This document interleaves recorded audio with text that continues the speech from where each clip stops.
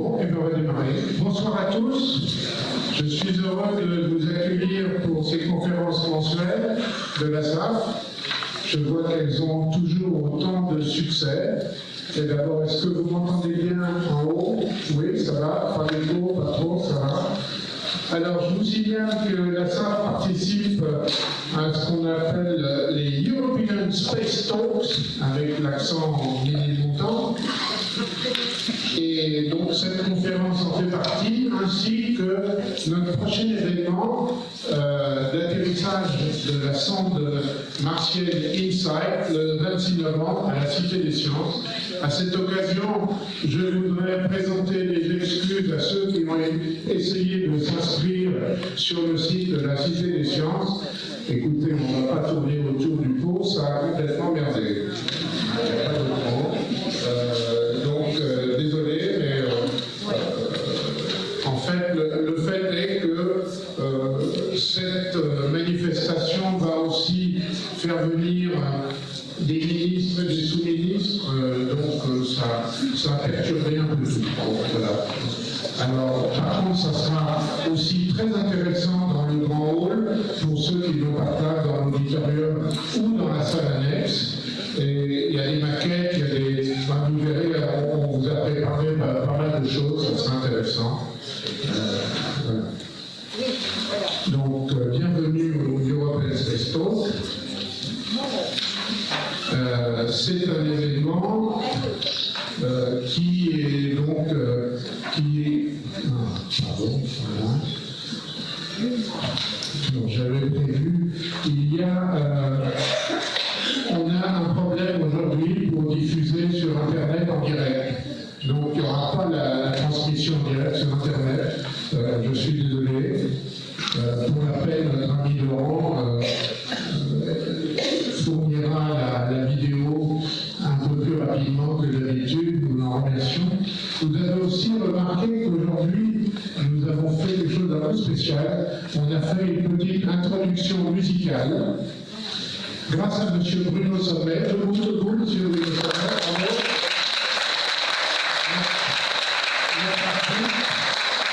Alors, si ça vous intéresse, eh bien, la prochaine fois, on peut continuer à faire un peu de musique avant de démarrer. Voilà, la musique adoucissant les mœurs. On va demander tout le monde, et puis voilà. Voilà, ouais. Alors, bon, je voulais me présenter pour Internet, mais comme il n'y a pas Internet, vous me connaissez tous, je m'appelle Jean-Pierre Martin, voilà. Et voici les prochaines conférences de la SAF. Alors, bon, la prochaine fois, c'est la mission JUICE. Vous savez que l'Agence spatiale européenne envoie une mission vers les lunes glacées de Jupiter, et Olivier Vittas, qui est planétologue à l'ESA en Hollande, va nous en parler. Ensuite, on fera de l'exobiologie, puis on parlera de spectro. J'aurai le plaisir, au mois de mars, comme on s'approche des 50 ans, de vous parler des coulisses de la conquête spatiale, enfin de la conquête lunaire. Bon, je ne vous dirai pas ce qu'a dit Armstrong quand il a mis le premier pas sur la Lune, ça tout le monde le sait, mais je vous expliquerai ce qui s'est passé bien avant, à la fin de la guerre, et de la rivalité entre Korolev et von Braun. Et puis, vous voyez, et puis le programme, il est complet jusqu'au mois de juin. Il y a notre ami Hervé Doll après. Ensuite, ça sera un sujet sur le James Webb Telescope, etc. Vous suivrez ça sur le site. Alors, voilà les conférences actuelles qui peuvent être intéressantes pour vous. Donc, notamment la mission d'Eddie Colombo vers Mercure. Mercure, c'est une planète qu'on n'étudie pas très souvent. C'est très dur d'ailleurs pour y aller. On pourrait penser que c'est plus facile d'aller vers le Soleil que d'aller vers Saturne. C'est pas vrai. Parce qu'on ne veut pas rentrer dans le Soleil, on veut se mettre en orbite autour de Mercure. Donc il y a une conférence là-dessus au mardi de l'espace, c'est bien. Vous voyez encore d'autres choses. Alors, pour ceux qui s'intéressent à la métrologie, c'est comment on mesure. Et il y a un séminaire à l'Académie des sciences le 4 décembre, à partir de 14h30. Je ne sais pas s'il reste des places, peut-être. Vous cliquez sur Académie des Sciences et vous vous inscrivez, même sur la liste d'attente. Ça vaut vraiment le coup parce que c'est un sujet intéressant. Vous savez qu'on va redéfinir certaines unités qui n'étaient pas définies à partir des constantes fondamentales, comme notamment le kilo. Le kilo, pour ceux qui ont des cheveux blancs, je crois qu'il y en a quelques-uns dans la salle, c'est toujours déposé au pavillon de Breteuil à Sèvres. Hein, donc, bon, on va essayer de trouver une définition un peu plus amusante. Voilà, donc vous pouvez vous inscrire sur le site de l'Académie des Sciences, et ceux qui n'ont jamais vu cette merveilleuse salle de la salle des séances, ça vaut vraiment le coup. Alors voilà une photo de notre dernière conférence SAF. On avait eu Athéna Kousselis qui nous a parlé du système solaire externe et des possibilités de vie. Je vous rappelle qu'il y a des cours d'astronomie à la SAF donnés par Daniel Brio. Le prochain, c'est le 22 novembre. C'est le jeudi soir. Ici. Vous voyez tout ici. Il y a même des cours de cosmologie pour ceux qui veulent se perfectionner. Alors, cette année, c'est Jacques Frick qui nous parle d'introduction à la mécanique quantique. Donc, ça vaut le coup. Hein. Si vous ne comprenez pas tout ce soir, il faut venir au cours de Jacques. De plus, on fait aussi des cours de mathématiques pour la cosmologie. En plus de ça, là, c'est uniquement des maths. Alors là, c'est un peu plus costaud. La SAF ne fournit pas l'aspirine, mais quand même, c'est intéressant. Je voulais aussi vous parler d'un livre que la SAF édite en souscription. Vous avez vu peut-être les feuilles sur la table. C'est évidemment, ça ne vous a pas échappé que l'année prochaine, on fête les 50 ans des premiers pas sur la Lune. Et notre grand spécialiste, Olivier de Boussac, publie un merveilleux ouvrage à cette occasion. Et on le propose en souscription à 25 € au lieu de 35. C'est un bel ouvrage parce qu'il est grand. Et je vous rappelle que Olivier de Boussac est spécialiste des missions Apollo. Et la NASA lui a demandé de retraiter toutes les images des missions Apollo. Vous savez, normalement sur les photos des missions Apollo, il y a des petites croix, il y a des petites saloperies, etc. Et il a retraité toutes les images, il a fait des beaux panoramas, et ça sera aussi dans son bouquin. Donc si ça vous intéresse, vous pouvez vous inscrire pour la souscription. Alors la prochaine fois,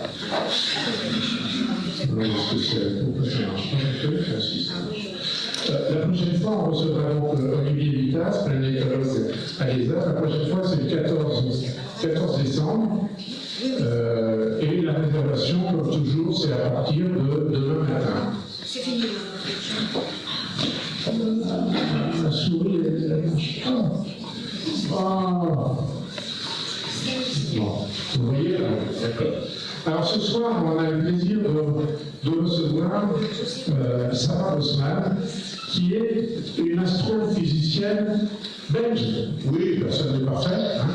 Mais pour se faire pardonner, elle a fait toutes ses études en Angleterre, master et doctorat, où ça, au seul endroit extraordinaire pour la Cosmo, à Cambridge. Hein. Donc elle est docteur de Cambridge et elle a travaillé avec Stephen Hawking. Et maintenant, elle est astrophysicienne à l'UCL, University College of London. C'est ça? Voilà.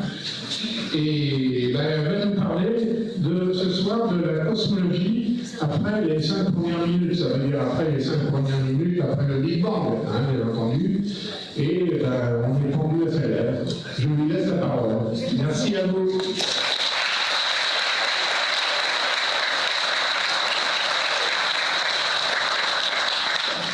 Alors, 2-3 minutes pour changer de PC.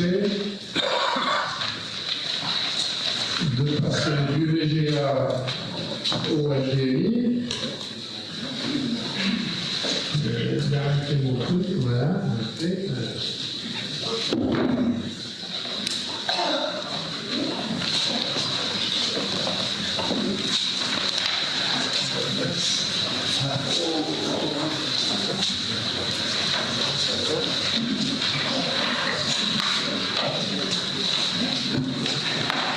Alors, VGA, HDMI, voilà.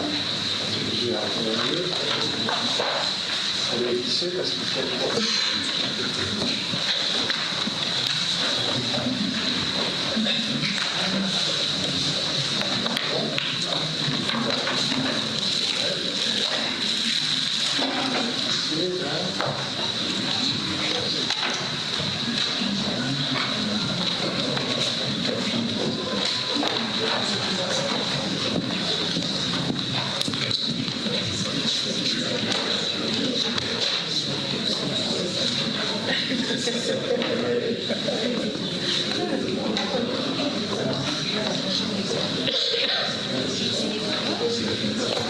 Je descends par la lumière, puis je vais faire une photo avant.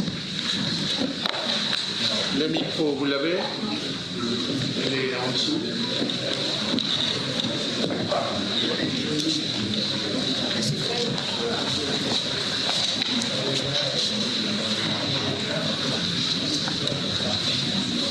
Vous parlez près du micro, il est allumé.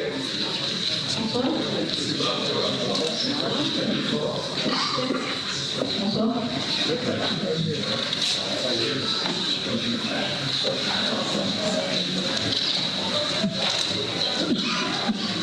Allez.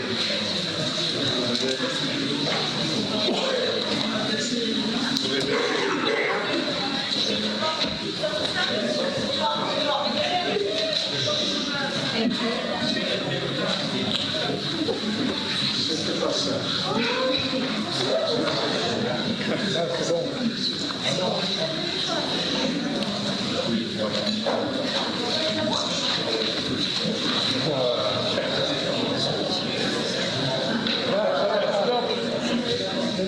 Je peux pas faire moins que ça.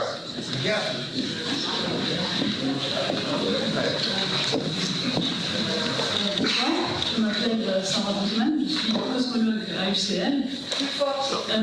Plus fort et plus près du micro, s'il vous plaît.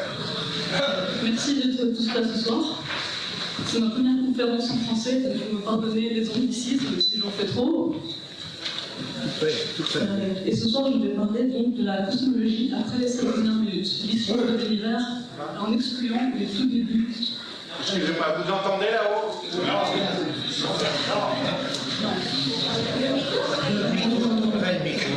Allô?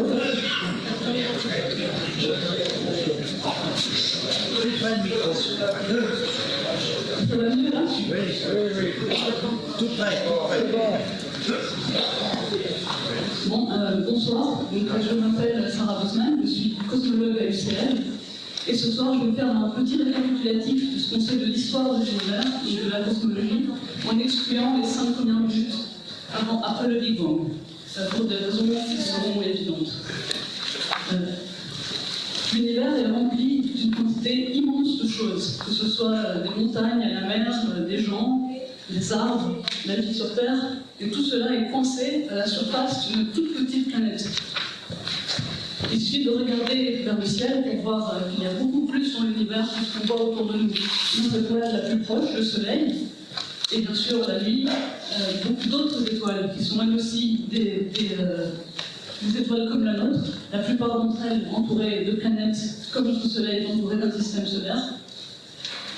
Et toutes les étoiles que l'on voit dans le ciel la nuit font toute partie de notre galaxie, la Voie lactée, qui en compte à peu près 40 milliards. Mais même en dehors de notre galaxie, on sait depuis à peu près 70 ans qu'il existe beaucoup d'autres galaxies en dehors de la Voie lactée. Il suffit de choisir un petit point entre les étoiles de la Voie lactée, pointé dans un endroit qui, à nos yeux, semble complètement noir. Et si on choisit un endroit bien sombre et qu'on pointe un télescope pendant assez de temps, on attend que la lumière arrive, on obtient des images comme celle-ci. du télescope spatial Hubble, le Deep Field. Et maintenant, dans cette image, on voit en dehors de notre galaxie, et chaque point sur cette image est une galaxie en elle-même. Comme la Voie lactée, certaines d'entre elles sont similaires à la Voie lactée, comme certaines galaxies spirales qu'on voit de côté, comme on voit la Voie lactée en termes de lignes sur le ciel, parce qu'on la voit de coin. Certaines spirales nous font face, on peut voir beaucoup plus de structures à l'intérieur, des bras, des centres. Certaines galaxies sont plus elliptiques, il y en a des bleus, des jaunes, des rouges, des blanches, une quantité incroyable de matière dans notre système solaire, dans notre galaxie, et beaucoup de galaxies en dehors également. Et la question fondamentale de la cosmologie, c'est comment est-ce qu'on en est arrivé là? D'où est-ce que tout ça est venu? Comment est-ce qu'on est arrivé à un univers si complexe, si plein de choses? Et comment était l'univers par le passé? Et comment est-ce qu'on va rechercher ce passé? Notre outil le plus utile, ce sont les observations. C'est-à-dire, puisque la lumière, à l'échelle cosmique, voyage assez lentement, toutes les choses qu'on voit en dehors de notre galaxie, on les voit comme elles étaient il y a longtemps, parce que la lumière a mis beaucoup de temps à arriver de ces galaxies jusqu'à nous. Comme une très ancienne lettre à la poste, postée d'Australie, qui met beaucoup de temps à arriver, on voit ces galaxies comme elles étaient à l'époque où la lumière a commencé son voyage vers nous. Et c'est ainsi que plus un objet est lointain, plus on le voit tel qu'il était dans un univers jeune. C'est-à-dire que, et comme, mais malheureusement, plus les objets sont lointains, moins ils sont brillants.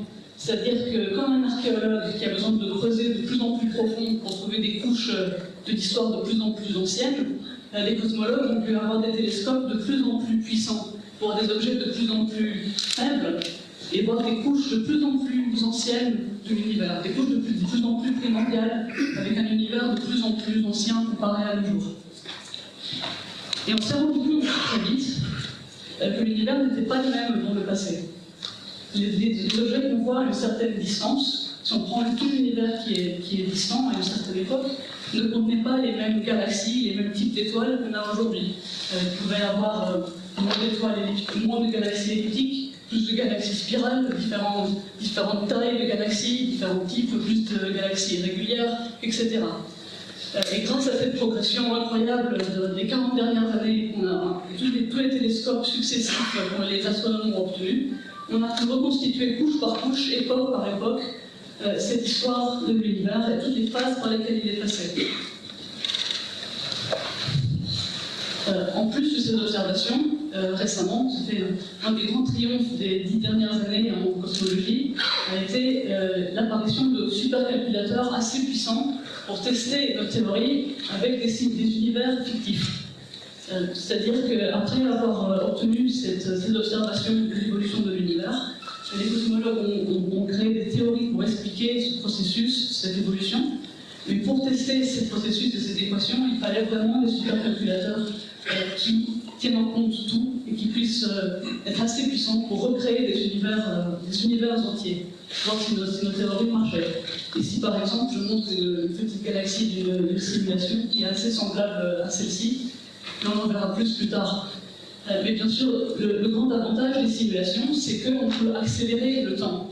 Quand on voit l'univers couche par couche, chaque galaxie en elle-même ne change pas. Si on revient le jour d'après, c'est toujours la même. C'est seulement d'une époque à l'autre qu'on voit cette évolution.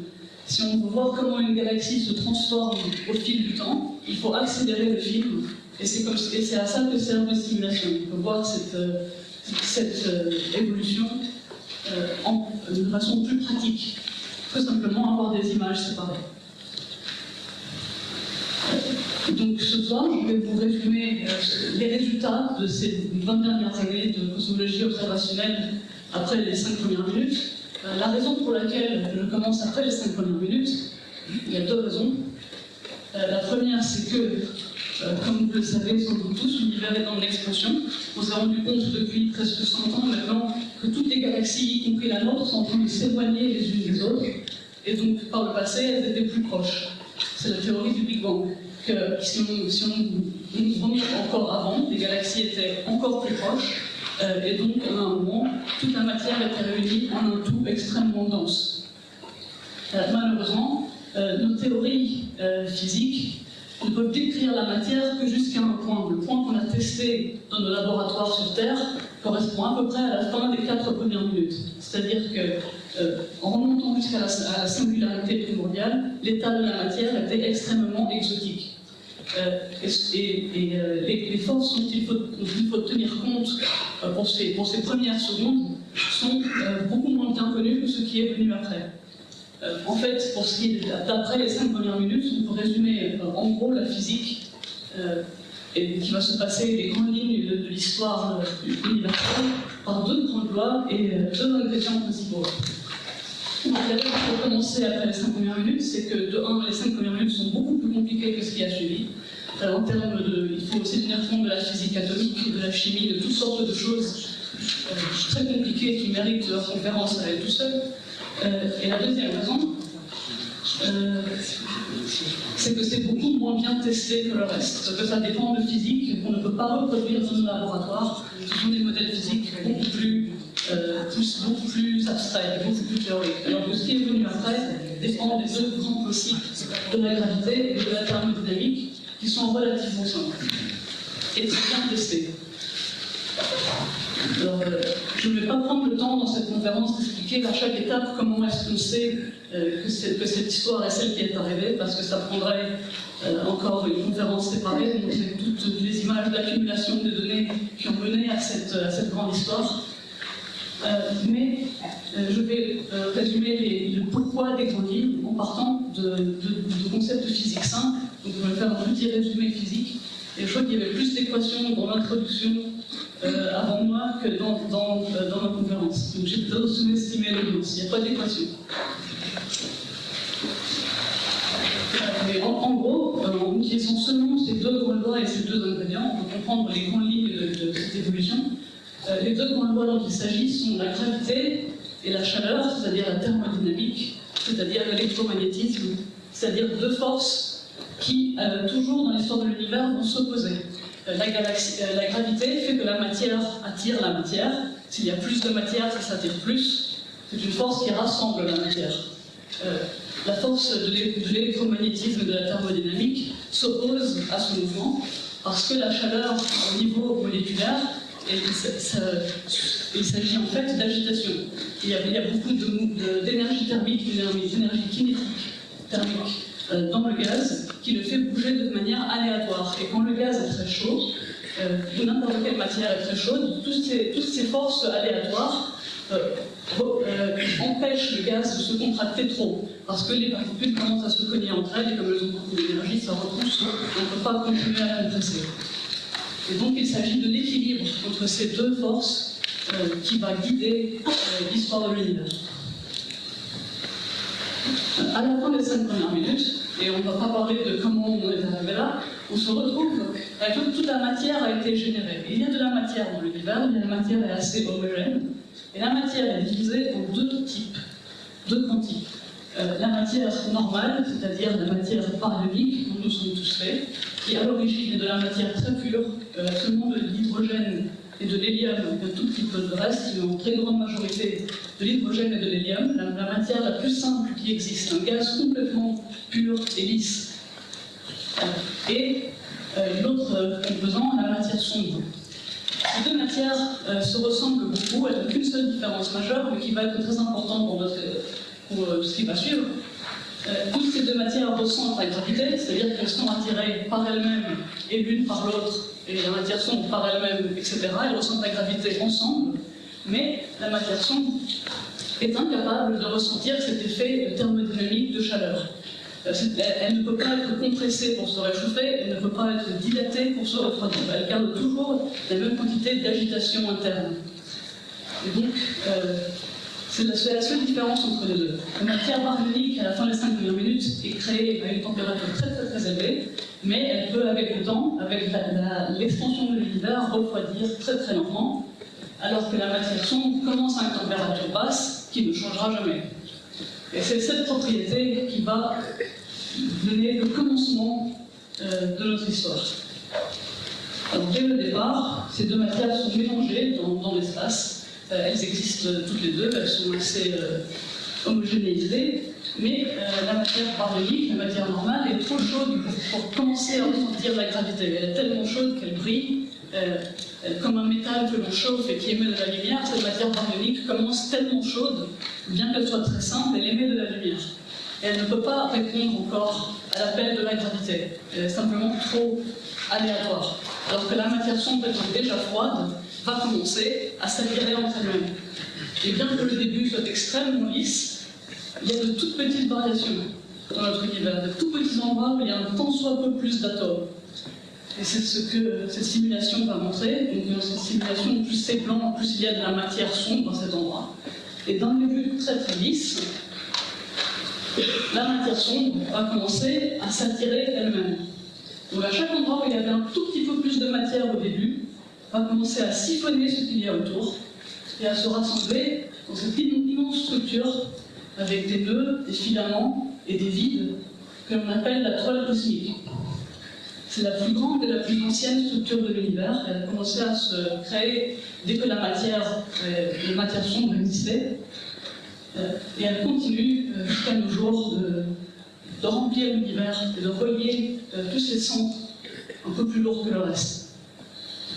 À l'époque, la matière baryonique remplissait aussi cet espace, mais elle était tout simplement trop chaude pour réagir et pour former ces structures. Donc au début, la toile cosmique était constituée uniquement de matière sombre. Là, on a un zoom pour montrer certains filaments, des corps un peu plus, des nœuds un peu plus épais que les autres, et plein de petits points. Donc, si je remets du début, on peut voir que dans les débuts très très lisses, mais dès qu'il y a une toute petite perturbation, ça va commencer à s'attirer. Parce que si vous êtes au début de l'univers et qu'à côté de vous, d'un côté, c'est un tout petit peu plus lourd qu'à droite, vous allez aller du côté où c'est plus lourd. Et très vite, on a cette toile qui se forme. Donc pendant ce temps, la matière baryonique ne fait pas grand-chose. Voici une simulation plus détaillée de cette toile au tout début, qui montre ces filaments, ces petites bulles, ces nœuds. Et si on zoome en arrière, on se rend compte qu'en fait, ça reste extrêmement homogène dans les grandes échelles. Ça a seulement commencé à coaguler dans des toutes petites échelles, comme une sorte de texture bulle. Au niveau de ce qu'il y a dans l'univers en ce moment, il n'y a pas grand-chose. C'est ce qu'on appelle les âges sombres. Et il y a 500 millions d'années à peu près rien. La matière baryonique ne fait que refroidir très lentement. L'univers s'étend. Un gaz qui s'étend refroidit. Ça prend beaucoup de temps pour que ça arrive. Rien ne se passe, sauf une chose. Certains d'entre vous reconnaissent ceci, c'est le fond micro-ondes cosmique. C'est la seule chose que la matière baryonique fait pendant cette époque, à peu près 300 000 ans après le Big Bang. Elle devient juste assez froide pour ne plus briller. Donc, comme on parlait du métal qu'on chauffe trop et qui brille, la matière elle-même était une analogie pour ça. Imaginez que vous êtes dans un champ et il y a du brouillard. C'est un champ infini. Vous arrivez à imaginer un champ infini. Il y a du brouillard partout, vous ne voyez que vos pieds. Dans le champ, il y a aussi quelques arbres à différentes distances. Mais quand il y a du brouillard, vous ne les voyez pas. Parce que pour voir un objet, il faut que la lumière rebondisse de cet objet jusqu'à vos yeux. Alors que pour l'instant, la lumière des arbres ne fait que se perdre dans le brouillard autour. Elle n'arrive pas à arriver jusqu'à vous. Donc même si le brouillard est blanc, vous ne voyez pas à travers, vous voyez que vos pieds. Bon, maintenant, imaginons que tout le brouillard disparaisse au même moment, d'un coup, partout. Tout d'un coup, il n'y a plus de brouillard nulle part. Mais vous n'allez pas tout de suite voir tous les arbres. Parce que les arbres qui sont très lointains, bien qu'il n'y ait plus de brouillard entre vous et l'arbre, cette lumière n'a pas encore eu le temps de vous attendre. Donc la lumière n'est plus bloquée dans le brouillard, mais elle n'a pas encore traversé toutes ces distances jusqu'à vous. Donc vous ne voyez pas les arbres lointains. Vous voyez d'abord les arbres proches, et au-delà de ça, vous allez voir comme un fond de brouillard, une sorte de barrière qui vous bloque la vue de ce qu'il y a derrière, même s'il n'y a plus de brouillard, vous le voyez encore parce que l'information ne vous a pas encore atteint. Et c'est exactement ce qu'on voit dans le fond micro-ondes cosmique, c'est exactement ça. Le brouillard qui remplissait l'univers, c'est 300 millions d'années après le Big Bang, brillait comme un brouillard, et puis d'un coup, il a disparu, il n'existe plus. mais on continue à voir ce fond, dans toutes les directions où on regarde au ciel, on voit ce fond autour de la Terre, qui est en train de s'éloigner de nous, à la vitesse d'une année-lumière par an. Et donc chaque jour, un peu plus de lumière nous attend. Notre univers observable grandit un tant soit peu, et on voit un tout petit peu plus loin. Ce mur recule très très très lentement. Et c'est pour ça qu'on appelle le fond micro-ondes cosmique la plus ancienne chose observable, même en théorie, parce que ce qu'il y avait avant, c'est perdu dans le brouillard qu'il y avait à l'époque. C'est seulement à partir de ce moment que la lumière traverse même du tout l'univers. Mais après cette petite transition, il ne se passe pas grand-chose. Nous sommes dans les âges sombres cosmiques, la première moitié du premier milliard d'années. Il y en a 13 à faire, 13,7. Donc, on n'est que au début. Ça va. Des choses intéressantes commencent à se passer. Parce que, éventuellement, la matière baryonique s'épand assez, elle est enfin assez froide pour commencer à répondre à la gravité. Et on va commencer à avoir ce processus qui va avoir lieu pendant l'univers jusqu'au jour d'aujourd'hui, un des processus les plus anciens de l'univers, la formation d'étoiles. Donc une fois que ce gaz a assez refroidi, la toile cosmique des matières sombres est déjà en place, et la matière baryonique va commencer à suivre la gravité de cette toile. Donc imaginez que vous soyez un petit atome d'hydrogène qui habite ici. Tout d'un coup, vous êtes assez froid et vous commencez à ressentir une attraction gravitationnelle vers la gauche. Vous allez vous diriger vers ce point. Et toute la matière qui se situe autour de ce nœud va se diriger et converger dans les nœuds de la toile cosmique. Donc, voilà une autre simulation qui montre cette matière baryonique. Donc pour l'instant, elle ne suit pas encore la taille de la toile cosmique, mais quand la température diminue assez, elle va commencer à... je crois qu'on peut baisser la lumière.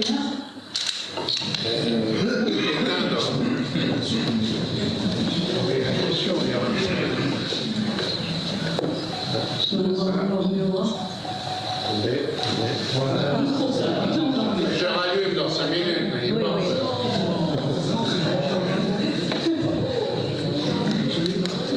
Voilà, donc la matière baryonique commence à savoir où est la toile cosmique, elle commence à se rabattre sur ses nœuds et à converger dans des tout petits coins, dans des tout petits nœuds. Donc comme on voit ici, ça devient un peu jaune, c'est parce que c'est là que les premières étoiles vont commencer à se former. Et si on zoome un peu plus, voilà un de ces nuages primordiaux de formation d'étoiles. Ils ne sont pas forcément parfaitement sphériques, ça c'est pour la simulation, on peut avoir d'autres formes également. Et encore là, plus c'est blanc, plus il y a de matière à cet endroit. Et si on laisse ce gaz se regrouper et suivre la gravité, une fois qu'il est suffisamment froid, on voit l'effet de la thermodynamique qui crée toute cette turbulence, tout ce mouvement compliqué, chaotique. Mais grâce à la gravité, certaines parties de ce gaz vont réussir à se combiner et à donner naissance à des endroits de plus en plus denses. Ici, on va changer l'échelle et on va zoomer un peu. J'espère. Et donc, quand le gaz devient assez dense et qu'il est assez froid, il va se transformer en étoile. Et ici, on voit une toute première étoile qui s'est formée juste là, et deuxième autour. Et on voit que dès que les étoiles commencent à naître, elles commencent à aspirer tout le gaz qu'il y a autour, commencer à l'éjecter, commencer à avoir des tourbillons, toutes sortes d'instabilités gravitationnelles et dynamiques. Et les étoiles commencent à s'éjecter les unes des autres, parce qu'elles se tournent autour trop vite. C'est comme le principe des missions spatiales qui font tourner autour des planètes pour les éjecter. Ces étoiles s'éjectent les unes des autres. Certaines étoiles gardent des disques autour d'elles, qui pour l'instant ne sont faits que d'hydrogène et d'hélium, mais dans le futur, ces disques seront beaucoup plus importants.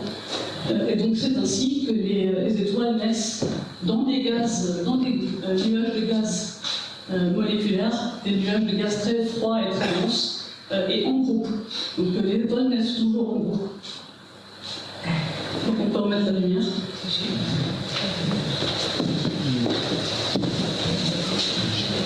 Et ce processus va se répéter tout au long de l'histoire de l'univers.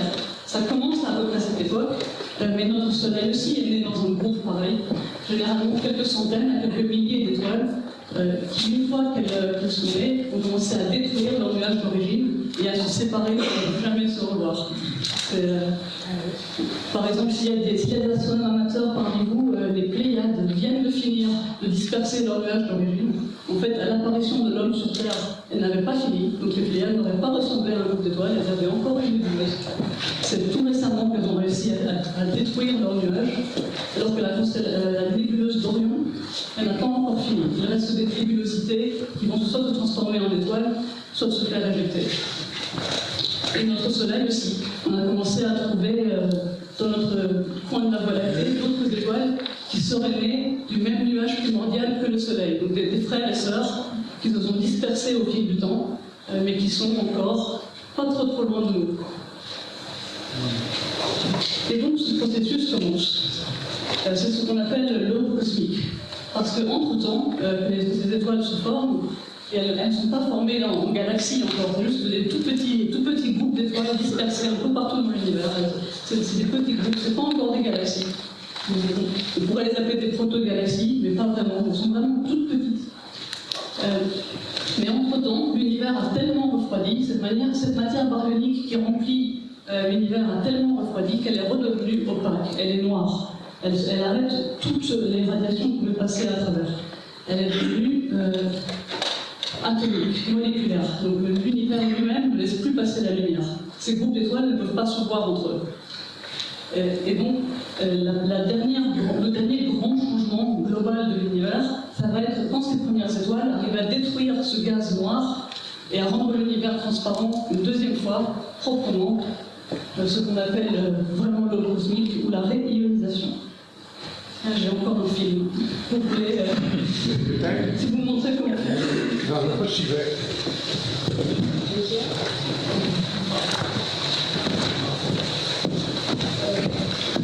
Donc, dans ce film, on va voir un cube, ça va être assez clair. Voilà. Donc, Je reste là. Donc, dans ce cube, il y a plein de choses dispersées un peu partout. Et vous allez voir quand ça commence à tourner. Chaque petit groupe commence à détruire le gaz autour de lui-même. Donc chaque petit groupe crée une sorte de petite sphère où la lumière ultraviolette des étoiles arrive à détruire ce gaz dans des régions de plus en plus grandes. Et vraiment, pour la première fois, la lumière stellaire peut traverser l'univers. Jusqu'à ce qu'il reste encore des petits morceaux de gaz opaques à travers l'univers qui nous empêchent de voir certaines parties. Mais assez vite, ces bulles vont se toucher, elles vont commencer à créer des espaces plus grands. Ici, quand c'est rose, c'est du gaz qui est un peu chauffé. Et finalement, les étoiles vont gagner, elles vont réussir à détruire tout le gaz opaque et la réionisation est finie. Et clairement, c'est la partie la plus cool de l'histoire parce que c'est sur quoi je travaille. Donc, ça marche, ce processus, parce que ces étoiles primordiales sont très différentes des étoiles qu'on a aujourd'hui. Il faut remettre un peu de lumière. Je rallume.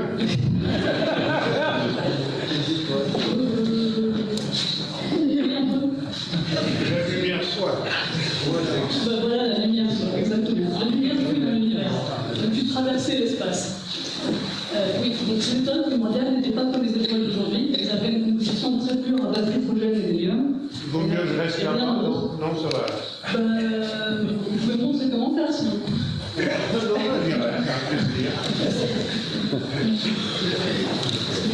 Oui, donc, parce qu'elles sont très pures, ces étoiles arrivent à atteindre des tailles beaucoup plus élevées que les étoiles qu'on a aujourd'hui. Parce que ce qui aide les étoiles à refroidir, comme certains d'entre vous savent, plus une étoile est faite de matériaux pollués et de métaux lourds, plus elle aura facile à refroidir. Mais si une étoile est très pure, elle a beaucoup de mal à refroidir. Donc elle peut avoir une taille beaucoup plus grande parce que sa chaleur lui permet de résister à la gravité. Ces étoiles primordiales auraient pu être 1000 ou 10 000 fois plus grandes que les étoiles géantes qu'on a aujourd'hui. C'était vraiment des monstres. Mais parce que ce processus de réalisation bloque une partie de ce qui est visible, on n'a pas encore réussi à les voir directement, mais bientôt. Tout doucement, on est en train d'arriver à ce qui est observable, parce que maintenant la lumière peut traverser l'univers et on peut commencer à voir les choses de façon pratique avec des télescopes. Surtout les premières galaxies. Dès qu'on a des petits groupes d'étoiles, en suivant le même principe, les petits groupes d'étoiles dispersés un peu partout vont commencer à être attirés les uns aux autres. Et dès qu'on a 1000 ou 10 000 étoiles en un endroit, avec un peu de chance, on peut commencer à les trouver. Et on les a trouvés. En tout cas, ça commence. Voici 2 exemples des 5 dernières années. Surtout celui-ci, du doux nom de Max 1149, qui a été trouvé par notre groupe à UCL, qui est en plein dans cette époque de la réalisation. Dans une des bulles où la lumière échappe déjà, on arrive à trouver ces petits groupes très très difficiles à trouver et très difficiles à confirmer.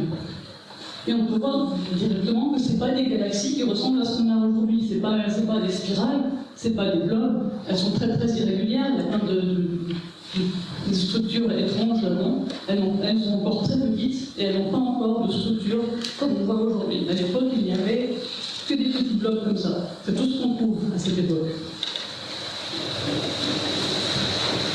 Mais très vite, et de façon très chaotique encore, comme notre formation d'étoiles, ces petits groupes vont se rassembler en amas de plus en plus grands et former ce qu'on appelle des protogalaxies, et des galaxies de plus en plus grandes dans cette époque de l'assemblage des galaxies, qui va durer à peu près 2,5 milliards d'années, jusqu'à ce que des galaxies spirales, comme celles avec lesquelles on est plus familier aujourd'hui, commencent à exister.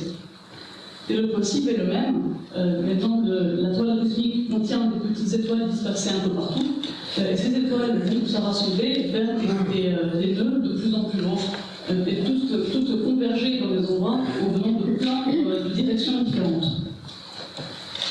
C'est un processus très très chaotique, et qu'on a vraiment commencé à comprendre que ces dernières années grâce à des meilleurs supercalculateurs. Et là, j'ai un film.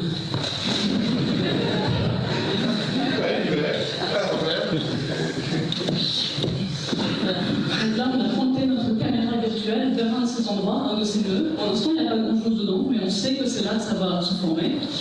Et on va voir que tous ces petits groupes, donc ici je montre le gaz, mais tous ces endroits qui sont très denses, tous ces petits points, contiennent déjà des petites populations stellaires. Et elles vont toutes commencer à tomber vers ce nœud. C'est Millennium? C'est Eagle. C'est écrit là. Ah ouais, d'accord. J'essaie de mettre le crédit partout.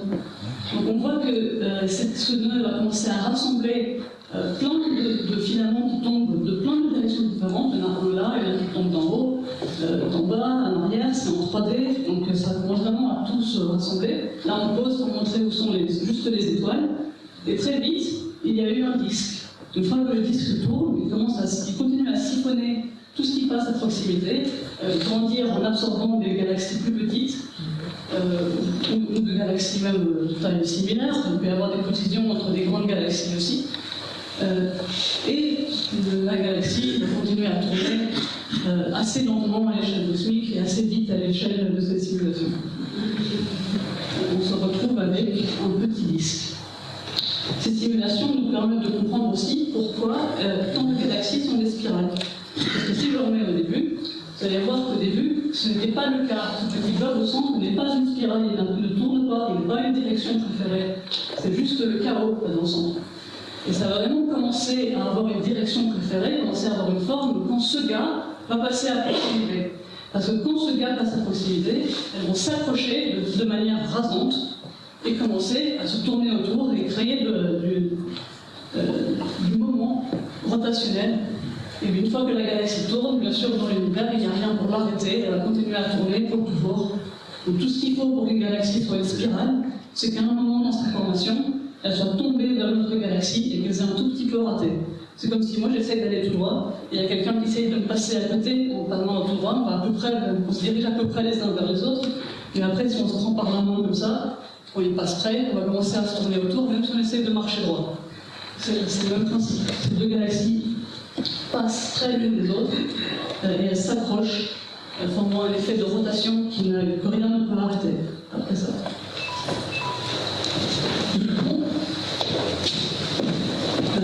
Donc, 3 milliards d'années sont passées, 1, 2, 3, et l'univers commence à ressembler à peu près à ce qu'on voit aujourd'hui. En tout cas, il y a quelques galaxies dedans. Il y a des galaxies spirales qui sont faites d'étoiles différentes des nôtres, elles sont encore très pures. mais l'univers est au moins transparent, au moins il y a des galaxies. C'est déjà ça. Ce qui va se passer après, c'est une évolution du nombre de galaxies et du type de galaxies. Et c'est vraiment ce processus-ci qui a été un triomphe de la cosmologie observationnelle ces dernières années.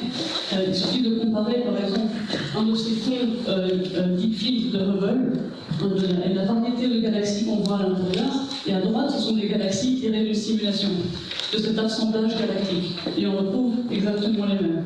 On retrouve des spirales avec différents types de bras, différents types de barres, différentes tailles. On retrouve des galaxies elliptiques de différentes élongations. Et on retrouve même des galaxies irrégulières.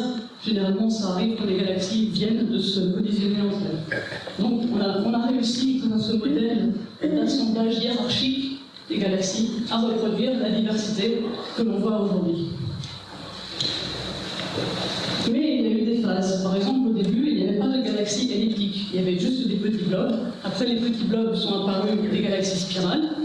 Et seulement après, avec beaucoup de galaxies spirales convergeant ensemble, on a commencé à avoir des galaxies grandes, elliptiques, sphériques, comme celles qu'on voit au fond dans le fond d'écran ici. Et ça arrive quand les galaxies spirales déjà bien formées se collent entre elles trop de fois. Ici, j'ai une simulation très simple de la NASA. Non, pas besoin de baisser la lumière pour celle-ci. Voilà. C'est un modèle très très simple avec deux galaxies spirales qui vont se rentrer dedans et ça coupe à des vraies photos. Donc, voici deux galaxies qui s'approchent, elles commencent à se toucher. On tourne un peu, une vraie image. Et quand ces galaxies se combinent, tous ces bras spiraux commencent à être catapultés, il y a des effets de collision, il y a des effets gravitationnels qui éjectent, qui créent ces belles antennes, il y a la galaxie des antennes. Et au final, parfois les galaxies se mélangent et deviennent un tout qui n'est plus une galaxie spirale, ça devient une galaxie elliptique. Mais parfois, elles arrivent à se remettre. Si on a un peu de chance et que ça arrive une ou deux fois, notre galaxie, par exemple, a eu une collision avec une galaxie d'à peu près la même taille, vers un tiers de sa vie, mais elle a réussi à s'en remettre et à refaire un disque après. Donc elles sont passées à côté des autres, à côté l'une de l'autre, mais ce n'était pas une collision frontale, donc elles ont réussi à se retourner autour et à refaire une galaxie spirale. En suivant cette logique, on va arriver à l'ère qui a suivi. Parce que bien que l'univers ressemble assez à ce qu'on a aujourd'hui, il s'est passé des choses. On n'est pas encore à la fin de l'aventure. Il y a eu une ère à la fin de la première moitié de l'univers, qu'on appelle l'ère des superamas, qui est un peu embarrassante. L'univers avait un peu trop d'énergie, c'était l'adolescence de l'univers. C'est par le même principe que les galaxies spirales ont commencé à créer des galaxies elliptiques. Les galaxies elliptiques, ensemble, ont donné les premiers superamas. C'est quand vraiment, comme celui-ci, c'est quand vraiment les galaxies sont tombées dans les nœuds les plus lourds de la toile cosmique. Ça a commencé à arriver à peu près cette époque. La Voie lactée n'est pas dans un superamas, on est en périph'. Notre superamas le plus proche, c'est celui-ci, c'est le superamas de la Vierge. Donc chacune des galaxies sont beaucoup plus grandes que la Voie lactée. Même si cette petite elliptique-là contient à peu près 100 voies lactées d'étoiles à l'intérieur, et les plus grandes jusqu'à 1000. 1000 voies lactées d'étoiles réunies en un endroit, des galaxies absolument monstrueuses. Et ces galaxies, au cours de leur formation, ont consommé à elles toutes seules, pendant cette ère des superamas, qui est aussi appelée l'âge d'or de la formation d'étoiles, ces superamas ont consommé la moitié de toutes les ressources utilisables pour créer des étoiles. Tout le gaz qui était assez pur et assez froid pour créer des étoiles pour toute l'histoire de l'univers, la moitié est partie à cause de ces superamas, dans cette ère des superamas.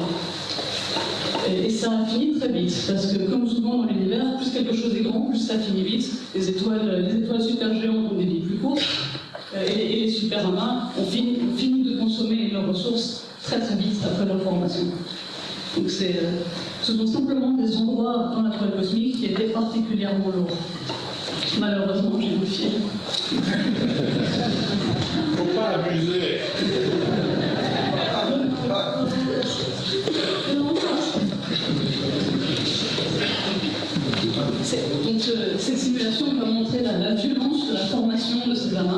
et vraiment la vitesse à laquelle ils ont réussi à consommer leurs ressources. Surtout à droite, on va voir le gaz. C'est pas la meilleure visualisation au monde, mais il faut voir les grandes lignes. Donc ici aussi, on a pointé la caméra à un endroit qui est très lourd, et chacun de ces petits blobs est déjà une voie lactée ou équivalente. Donc ces blobs ont compté déjà une dizaine, une cinquantaine, et elles sont en train de toutes tomber dans ce point en venant d'ici, de là et de là. Et c'est en 3D, ce qui n'est pas très bien montré par cette simulation. Mais on peut voir que dès que ces galaxies commencent à être à proximité les unes des autres, tout ce gaz, quand le gaz devient bleu, c'est qu'il n'est plus utilisable pour faire créer des nouvelles étoiles. Tant que le gaz est orange, c'est qu'il est en train de former des étoiles. Donc ces galaxies commencent à partager leur gaz, même si ce n'est pas évident en regardant seulement les étoiles. Le gaz qui entre est partagé entre les deux, les collisions sont extrêmement violentes, et ces galaxies créent des étoiles à une vitesse même vraiment incroyable. Dans les plus grandes galaxies, dans les superamas, elles pouvaient créer jusqu'à 3 étoiles par jour en moyenne pendant des milliards d'années à cette époque.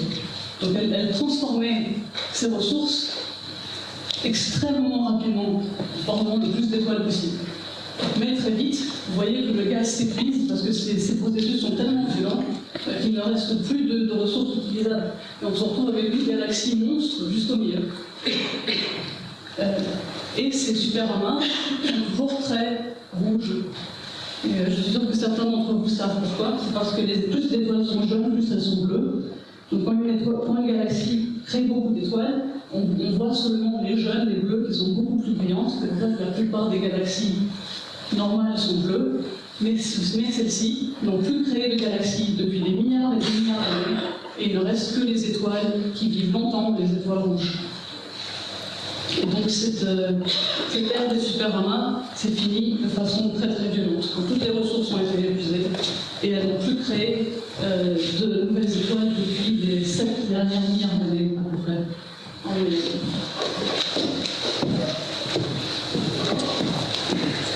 Nous sommes maintenant à la moitié de notre histoire de l'univers. Il y a eu cette petite phase de consommation des ressources à haute vitesse. Mais notre Voie lactée y a échappé. Elle n'était pas dans un superamas. Donc notre galaxie, même au jour d'aujourd'hui, n'a consommé depuis sa création jusqu'à maintenant qu'à peu près un tiers de ses ressources qu'elle peut transformer en étoiles. Il reste 2 tiers.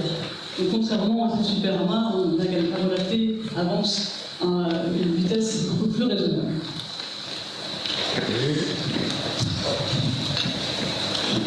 Et on entre après cette ère des superamas dans ce qu'on pourrait appeler le cosmos contemporain. Les grands axes de l'univers sont en place, on est aussi loin de l'ère présente, mais plus beaucoup de choses ont changé depuis. Les grands types de galaxies étaient en place. Notre galaxie a continué de tourner, continué d'absorber les plus petites galaxies. Il y a toute cette branche de l'archéologie galactique qui arrive à retracer exactement quand certaines parties de la Voie lactée nous ont rejoints, et on a vraiment fait des cartes, donc quand quel bras s'est formé, etc.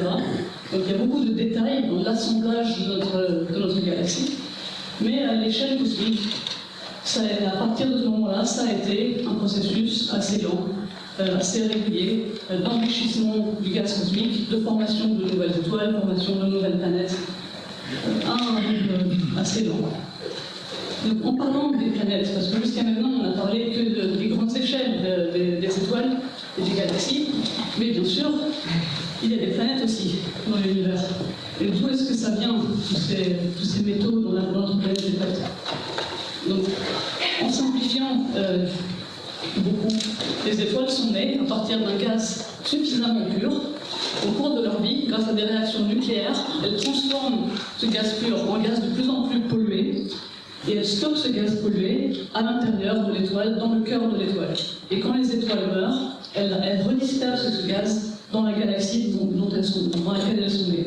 Puis ce gaz éjecté, très lentement, la même histoire, va refroidir, s'épandre, puis recommencer à sentir la gravité, un endroit qui est un peu plus lourd que le reste, converger à cet endroit avec d'autres gaz, et recréer un nuage de naissance d'étoiles, comme au début. Et ce processus se répète, et le gaz devient de plus en plus pollué. Vraiment, tous les matériaux dont nous nous sommes faits, le carbone, l'oxygène, l'azote, à l'échelle cosmique, c'est de la pollution nucléaire. Et c'est moins de 1%. Et bon, en termes de nombre, d'où est-ce que ces atomes viennent? En simplifiant du coup, les atomes ne viennent pas des étoiles naines, parce que les étoiles naines, bien qu'elles soient très efficaces, elles transforment tout leur fuel en pollution, mais elles ont des vies très longues. Jamais, très rarement, elles meurent et relâchent la pollution dans leur environnement. En fait, certaines étoiles naines vivent tellement longtemps, elles sont tellement efficaces à utiliser leur petite quantité, que même celles qui sont nées de l'eau cosmique ne sont toujours pas mortes. C'est toujours les mêmes étoiles. Elles ont fait que utiliser le même fuel encore et encore de façon très efficace. Donc elles ne contribuent pas beaucoup aux matériaux dont nous sommes faits. Et à l'inverse, les étoiles géantes sont à l'autre extrême. Si elles sont trop grandes, elles sont très peu efficaces, c'est-à-dire qu'elles ne vivent que quelques centaines de millions d'années, ce qui est très peu. Parce qu'elles transforment juste moins d'1% de leur fuel en pollution, et après elles meurent. Et une fois que l'étoile meurt, il faut de nouveau attendre des millions et des millions d'années pour que le gaz refroidisse, qu'il retrouve un autre nuage de naissance. Et ce processus prend très longtemps. Avec les étoiles géantes, ce n'est juste pas assez efficace. Et donc la plupart, la grande majorité des matériaux dont nous sommes faits, la Terre, et toutes les planètes rocheuses, viennent des étoiles à peu près moyennes, un peu plus grandes que le Soleil, mais pas beaucoup. C'est des étoiles qui sont entre les deux extrêmes. Elles n'ont ni des vies trop longues pour contribuer, elles ont une efficacité suffisamment grande pour transformer le carbone en particulier. Le carbone dont est fait la Terre, on estime qu'il est passé par entre 3 et 5 étoiles avant d'arriver dans notre forme. C'est-à-dire qu'il est passé par ce processus 3 à 5 fois. Le carbone est formé dans une étoile, il est dispersé, on reforme les étoiles, c'est dispersé, etc., jusqu'à ce que ces nuages primordiaux contiennent assez de métaux rocheux de carbone pour créer des planètes avec. Donc une fois qu'on a ces métaux, on peut les arranger en planètes. Mais malheureusement, c'est une partie de cette présentation qui est très mal connue comparée au reste. La formation planétaire est encore un mystère. On ne sait pas, et comme vous l'avez dit au début, qu'il fallait juste connaître la gravité et la thermodynamique pour comprendre les grandes lignes, c'est pas vrai pour les planètes. Les planètes ont besoin d'autre chose pour se coller entre elles. Elles ont besoin de chimie, elles ont besoin d'électricité statique, elles ont besoin de forces un peu collantes pour qu'elles commencent à se former à partir de ces atomes qui sont dispersés. Mais le principe de base, on le connaît assez, même si nos simulations sont beaucoup plus rudimentaires, c'est un processus beaucoup plus difficile, il y a beaucoup plus de physique à inclure. Mais en gros, quand certaines étoiles naissent dans leur nuage d'origine, parfois elles emmènent un disque avec elles. Et dans ce disque, s'il y a assez de carbone, etc., on peut commencer à former des planètes. Ici, par exemple, celui-ci, il n'est pas très beau, donc... Foggiato? Non, celui-ci, il n'est pas très beau, donc c'est pas grave. Donc ici, il y a une étoile au milieu qu'on a masquée parce qu'elle serait beaucoup plus brillante que le disque qui est autour. On va voir que comme ça tourne, avec ses forces collantes, il y a un peu de turbulence, il y a un peu d'électricité statique qui joue, et on va voir ces sortes de bras. Et dès qu'il y a assez de forces qui convergent au même endroit, on va avoir... allez, ça va être là, paf, des planètes qui collent à partir de ce gaz. Et ce qui est important, c'est que dès qu'elles sont nées, dès qu'elles ont la taille de quelques kilomètres, elles arrivent à nettoyer leur disque protoplanétaire, elles arrivent à creuser ce trou dans le disque protoplanétaire qui tourne comme ça autour de l'étoile, une sorte de vide qui est très distinctif quand les planètes viennent de se former et qu'elles commencent à creuser ces orbites. Et ce qui est bien, même si on ne comprend pas entièrement la physique qu'il y a derrière encore, ça reste mystérieux, c'est qu'au moins on commence à les voir. Donc depuis 3 ans, le télescope ALMA nous a donné des vraies images en live de la formation planétaire. La première, c'était celle-ci. C'est la même chose, c'est s'il y a l'étoile au milieu qu'on a masquée. Et là, on voit un disque de poussière qui est autour. Et on voit, là, ça a été creusé par quelque chose. C'est très suspect. C'est quelque chose qui est passé autour 2 fois, parce qu'il y a au moins 2 traces là, et qui a siphonné cette orbite. Et donc c'est exactement ce qu'avait notre simulation d'avant, c'est ce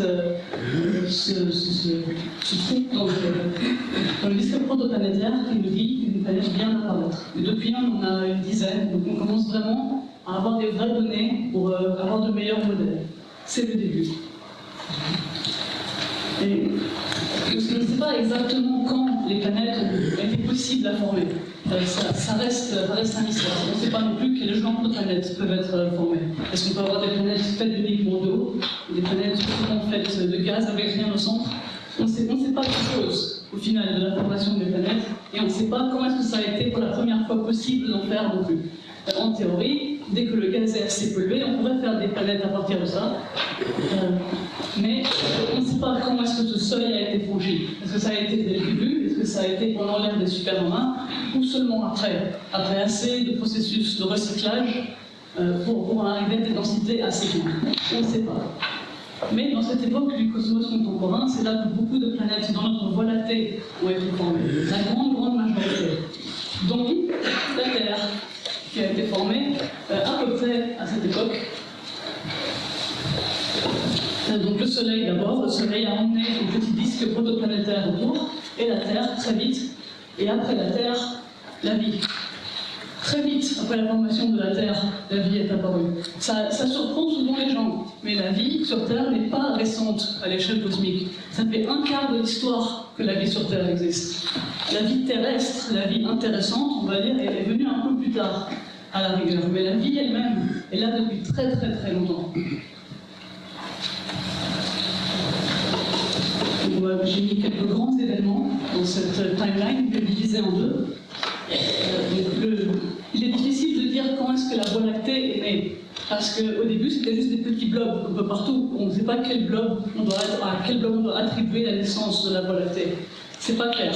Mais en tout cas, à cette époque, la Voie lactée a commencé à avoir un disque. Les étoiles du disque se sont mises en position déjà à peu près à cette époque.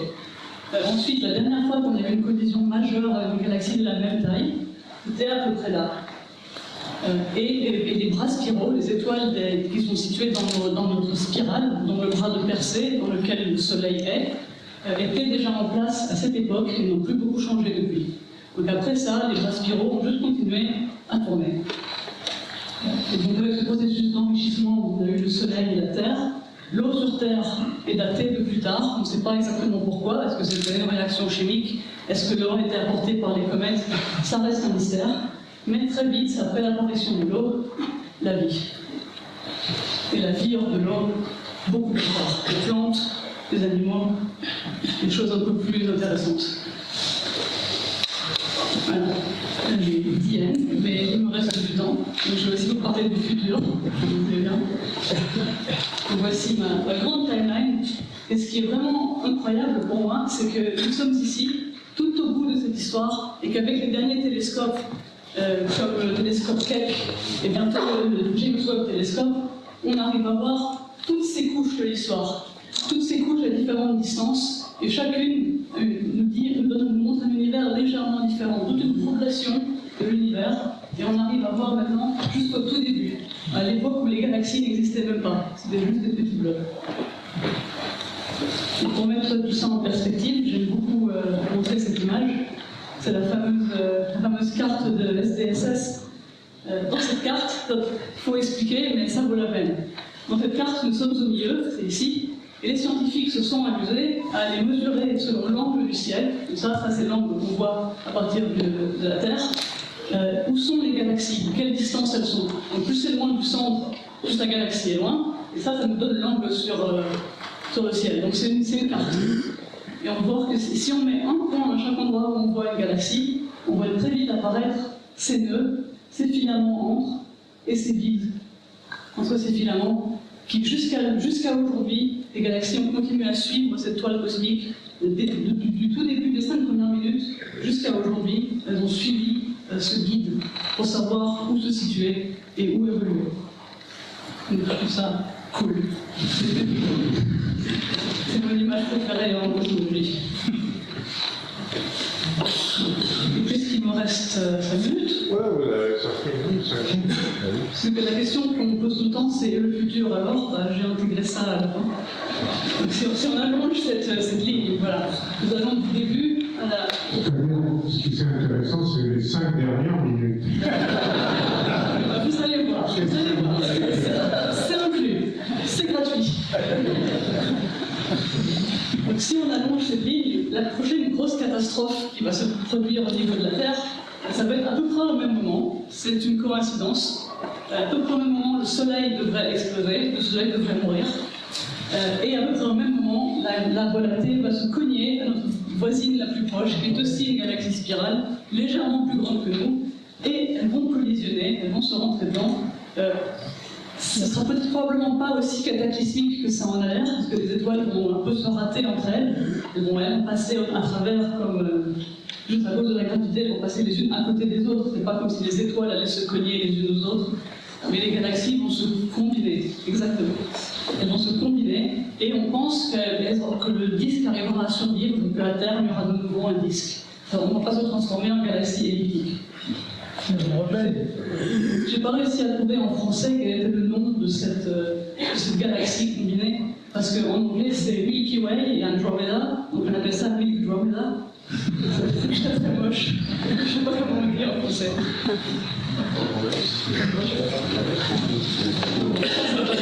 Déjà mal paré pour l'humanité. On a trouvé d'autres étoiles.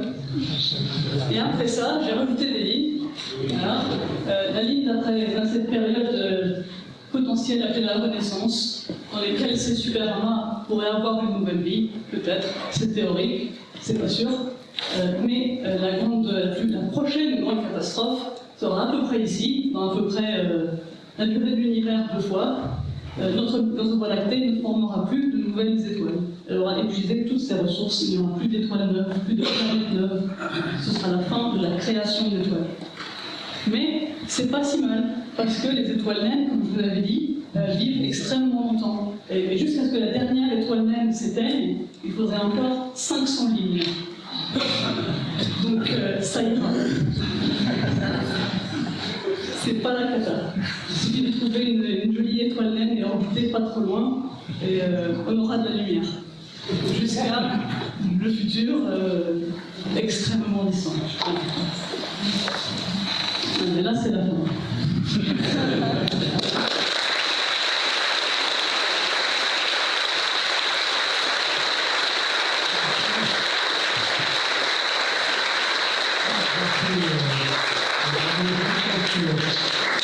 Vous avez plein de questions à poser. J'en ai une. Vous avez dit que les étoiles humaines, c'est pas terrible. Pourquoi? Pourtant, ça vit très longtemps. Et c'est ça qui pose le problème? Oui, c'est exactement ça. C'est que ça vit très longtemps, du coup, ça ne relâche jamais les produits. Ah, d'accord. Ça bloque un peu l'information. On vient de trouver dans notre Voie lactée une étoile de 2e génération, une étoile qui a 10 milliards d'années d'âge. Elle vit depuis tellement longtemps. Donc, vous avez sûrement un commentaire, vous avez parlé de la fin, il y a une remarque de Woody Allen, vous savez, à propos de l'éternité. L'éternité, c'est très long, surtout vers la fin. C'est un grand penseur. Bon, alors, des questions. Pierre Bell. Merci, c'est gentil. Tout d'abord, félicitations pour ce magnifique exposé et des séquences animées qui sont particulièrement parlantes. Et il y a un petit peu qui m'a surpris au tout début. Vous parlez de la matière sombre qui est froide, alors que je ne suis pas du tout un spécialiste, mais tout ce qu'on peut lire aujourd'hui dans la presse, même dans la presse spécialisée, on parle de la recherche de la matière sombre et on essaye de la mettre en évidence, ou plus exactement de savoir de quoi elle est composée. Apparemment, vous semblez être sûr qu'elle existe d'abord, puisque son existence est quelquefois mise en cause, et deuxièmement, qu'elle est froide. Et ça, c'est des faits nouveaux, du moins pour moi. Est-ce que vous pourriez commenter là-dessus? Merci. Ça prendrait une conférence entière. mais l'existence de la matière noire n'est plus remise en cause. Personne. C'est la seule explication qui arrive à expliquer tous les problèmes de la gravité. Il ne suffit pas de changer la gravité. Ça fait presque depuis le début qu'on sait, les gens ont continué à se battre avec cette idée, mais avec les dernières découvertes, surtout de galaxies très extrêmes. Par exemple, on a trouvé une galaxie qui a 99% de la matière noire, et notre galaxie qui n'est qu'à 1% de la matière noire. 99% des galaxies avec Il y en a une. Ça arrive. À notre époque ou dans le passé? Non, dans notre époque, ce sont des galaxies naines qui ont des compositions très très étranges. Et si on ne fait que changer la gravité, on ne peut pas avoir les deux extrêmes. Soit la gravité est trop forte, soit elle est trop faible. Elle ne peut pas être les deux à la fois. Après, qu'elle soit froide, il n'y a pas beaucoup de débats. D'ailleurs, j'ai un fil.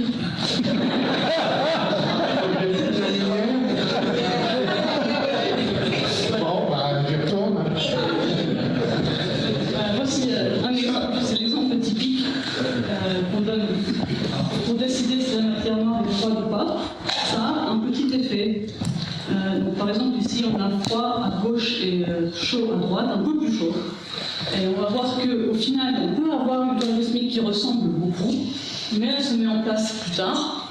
Vous allez voir vers la fin. Ici, cette région est censée représenter l'environnement de la Voie lactée. Et au final, on va trouver deux halos au centre qui ont la même masse, donc ça va. On arrive à avoir des halos de la bonne taille avec de la matière noire plus chaude, mais il reste des grandes différences. Par exemple, entre la gauche et la droite, vous voyez tout de suite qu'à gauche, il y a beaucoup plus de satellites autour de la Voie lactée, beaucoup plus, 10 fois plus. Et donc il suffit, pour tester quel modèle est plus près de la réalité, il suffit d'aller autour de la Voie lactée et de les chercher et de les compter. Et on en a découvert beaucoup. C'est-à-dire qu'on avait une limite très claire que la matière noire doit être au moins aussi froide. On ne sait pas exactement la température, mais si elle est trop chaude, on n'aurait pas tous ces satellites. Déjà, on a une limite sur la température grâce à ça. C'est récent, cette découverte? Pas trop. Pas trop. Quand on parle de matière noire froide ou chaude, c'est relatif. C'est-à-dire qu'on a déjà des limites. Warm, c'est plutôt tiède, on dit plutôt tiède en français. Oui, c'est tiède, c'est de la matière noire Tiède, parce qu'il tiède. y a aussi vote. Oui. Et après, il y a un peu le débat de ce dont elle est faite, le genre de particules, etc. Et ça, on ne sait pas. Mais on sait certaines choses. Par exemple, la quantité d'énergie. Là, entre la droite et la gauche, on peut mesurer ce qui est permis, en tout cas. Parce qu'on a un nombre de satellites qui est plus ni moins. Je peux remettre la lumière? Oui, oui.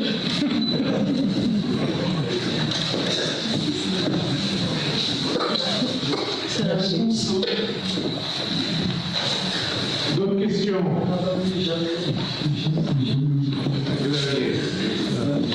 Merci beaucoup pour votre exposé, ça fait rêver, c'est plein d'informations scientifiques aussi. Une question que je me pose une trentaine de fois, personne ne peut répondre. C'est quelle est la taille de l'univers au début des temps? Quelle taille il avait à 380 000 ans?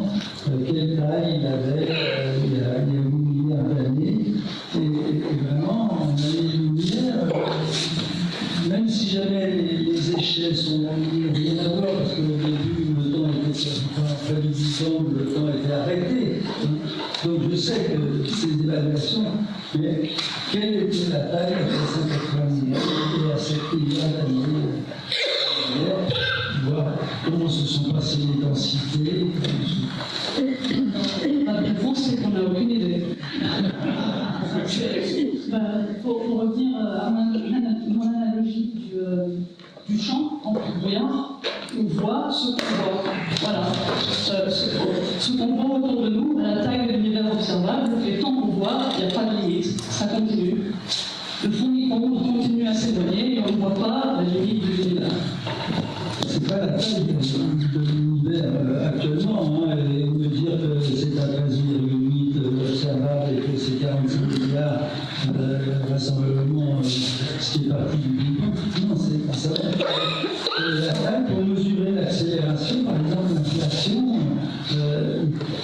quelle était sa taille à 380 000 ans? Est-ce que c'était 380 000 années-lumière? Sûrement pas.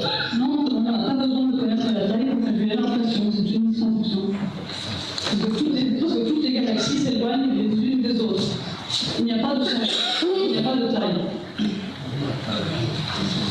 galaxies que l'on voit étaient au même endroit. Elles étaient toutes à la même distance de leur voisine. Si on était à un autre endroit, on verrait une autre partie.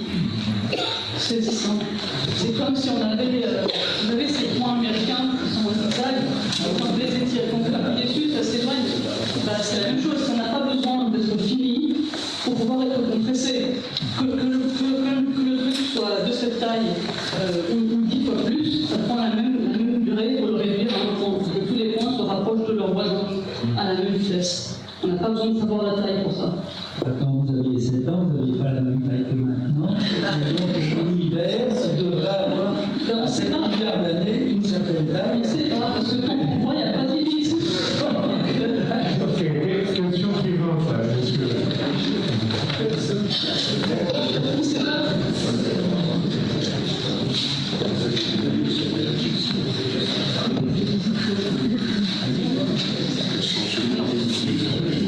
Question. Est-ce que la théorie des univers multiples peut s'intégrer dans l'évolution de l'équilibre?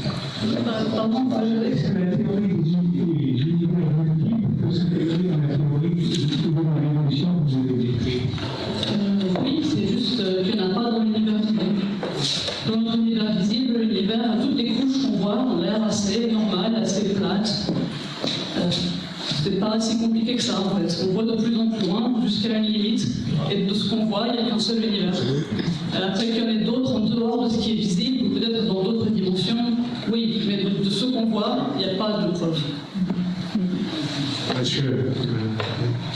Et ensuite, Si la lumière n'était pas constante depuis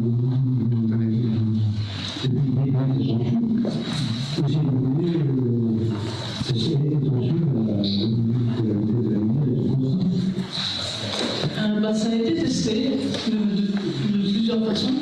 Par exemple, on peut regarder dans ces galaxies primordiales, dans certains cas, elles ont des jets, donc on peut voir à quelle vitesse la lumière se propage à travers les jets. Donc on peut mesurer, par exemple, une galaxie qui était tout au début, la vitesse de propagation de la lumière à travers la matière, c'est possible, mais c'est dur. Après, les autres constantes de la nature, comme la constante de Planck, les constantes atomiques, alpha, bêta, etc., ces constantes-là, on peut mesurer très précisément grâce aux transitions atomiques, à la spectroscopie. Et toutes ces constantes ne montrent aucun signe de changement, même au niveau du 10e de pourcent. De ces galaxies primordiales jusqu'à aujourd'hui, le type de lumière qu'elles émettent, le type d'atomes, le type de physique atomique est exactement le même. C'est assez décevant. On a cherché. Monsieur, Question de galaxie elliptique, galaxie spirale. Je n'ai pas très bien compris qu'est-ce qui déterminait la morphologie d'une galaxie. C'est en partie le nombre de collisions et l'angle de collision. C'est un procédé assez chaotique. En gros, ça dépend si la totale du moment rotationnel, si la totale du moment rotationnel devient zéro ou pas. Par exemple, si deux galaxies se collisionnent et que leur centre se touche, là on va perdre le moment. Parce qu'il va y avoir de la friction entre le gaz, ça va devenir un blob, alors que si ça passe à une distance un peu plus grande, ça peut se rattraper. Donc au final, c'est un processus très très chaotique. Donc c'est un peu le hasard. C'est un peu le hasard. Il y a des extrêmes. On peut avoir des elliptiques assez petites, si la collision a été particulièrement destructrice, des petites elliptiques ou des grandes spirales, mais en moyenne, c'est des grandes elliptiques et des petites spirales. encore une question. Vous parliez, s'il vous plaît, des étoiles primordiales tout à l'heure. Vous parliez des étoiles primordiales, vous avez fait des observations. Je voulais savoir, a priori, comment est-ce que vous distinguiez un bruit aussi ténu que celui que vous produisez une étoile primordiale au milieu du brouhaha de toutes les autres étoiles, galaxies et autres apparitions qui sont venues après. Et voilà, c'est ma question. Oui, mais c'est pour ça que dans cette conférence, je crois que le résultat final, que ça prend beaucoup de temps à expliquer d'où ça vient. oui, il faudrait que j'arrête une lumière. En gros, les trouver, c'est très difficile. Il faut vraiment chercher une aiguille dans une boîte de foin. Mais une fois qu'on a une liste de candidats, les confirmer, c'est plus facile. Enfin, notre pourcentage de réussite de confirmation de candidats est à peu près 10%, donc on va dire que c'est si facile que ça. Mais quand on voit une galaxie primordiale, ça ne ressemble à rien d'autre. C'est grâce à la spectroscopie qu'on voit ça. Ça a des émissions, par exemple, de l'hydrogène à exactement la bonne série, exactement les bons espacements, juste redshifter toutes ces lignes. Donc ça n'arriverait pour aucune autre raison. C'est la réponse. Une dernière question. Vous avez montré la cosmique, on voit très bien, bien sûr, les nœuds, les bras, etc. Mais alors, voilà, c'est ça, il y a des vides dedans. Alors, dans ces vides, qu'est-ce qu'il y a? Est-ce qu'il y a des gazeux, qu'est-ce qui remplit ces vides? C'est pareil entre les bras et les spiraux. Entre les bras spiraux, il y a beaucoup de gaz. Il y a du gaz chaud, le gaz qui est laissé par la formation stellaire, qui est trop chaud, le gaz bleu qui s'échappe, ça reste. Les galaxies sont assez pleines de gaz en fait, même à grande échelle. Ces vides sont très très vides. Ils contiennent en moyenne moins d'un atome par mètre cube.